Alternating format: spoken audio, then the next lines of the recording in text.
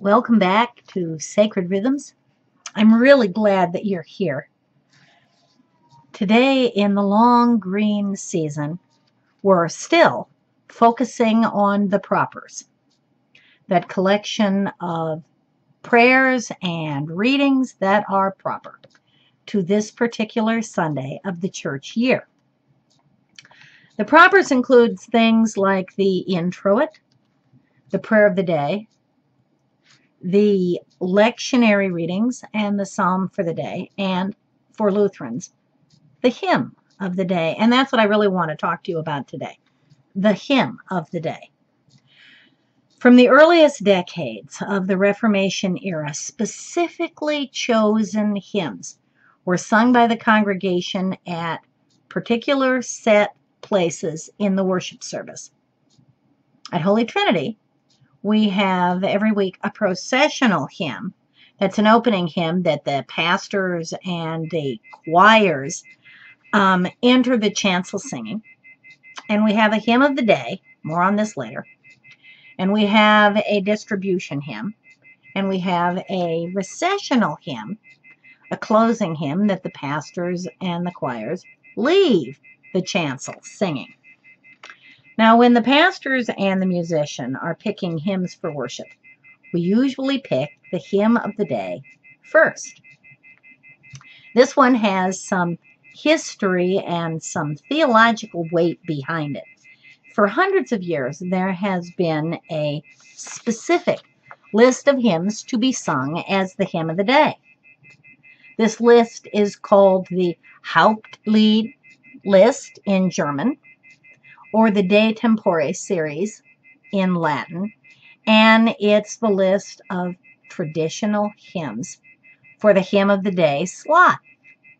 We find this list from hymn indexes. For examples, if you look at pages 929 to 931 of the Lutheran Book of Worship, that's pages in the very back of the book, you'll find a set of hymns for each Sunday, as I hope that you can see. There you go. And one of them is going to be asterisked, and that's from the De Tempore list. It's the hymn of the day. It's the suggested hymn of the day.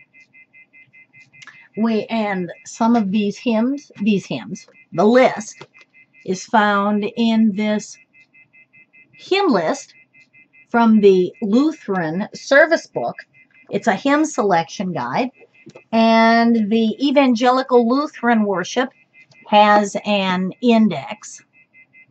And you look in these indexes and you find the hymn of the day. Now, and you find this because Lutherans have a long tradition of picking a theologically pretty meaty hymn to complement the theme of the day, to complement the readings, and it's placed in the hymn of the day slot, which is usually in most Lutheran churches either right after or in some Lutheran churches right before the sermon. The hymn of the day is supposed to teach. It's supposed to feed the mind and the soul of the worshiper. In a Lutheran church, this hymn may be long, like Lord Thee I Love, which is 2 pages long. And it may be theologically dense, like Lord Thee I Love. But it won't be schlock. And it won't be schlock either musically or poetically. Lord Thee I Love is a strong enough hymn to be a hymn of the day. But, for example, Shall We Gather at the River, which I just love, and which we sing all the time at Holy Trinity. It can be a distribution hymn, it can be a recessional hymn, but it's just not strong enough of a hymn theologically to be the hymn of the day. Our hymn of the day at Holy Trinity is usually taken from the historic list of Hauptlied hymns or De Tempore hymns, and it pays attention to the theme of the gospel, the season of the church year, and what this particular Sunday of the church year is.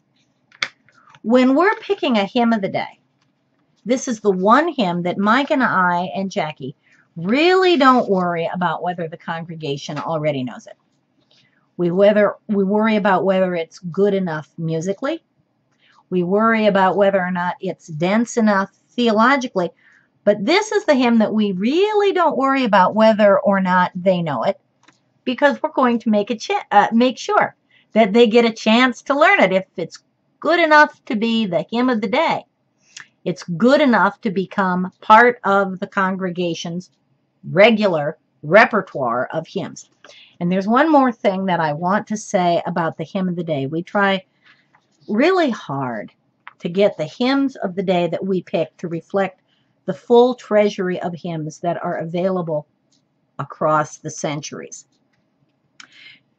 The book of Hebrews speaks of the great cloud of witnesses that surrounds us, cheering us on as we fight the good fight, as we run the good race. Well, at no time do I feel as surrounded by this great cloud of witnesses as when I'm singing one of these ancient hymns, like Of the Father's Love Begotten, which we sing at Christmas, and it's from the 300s.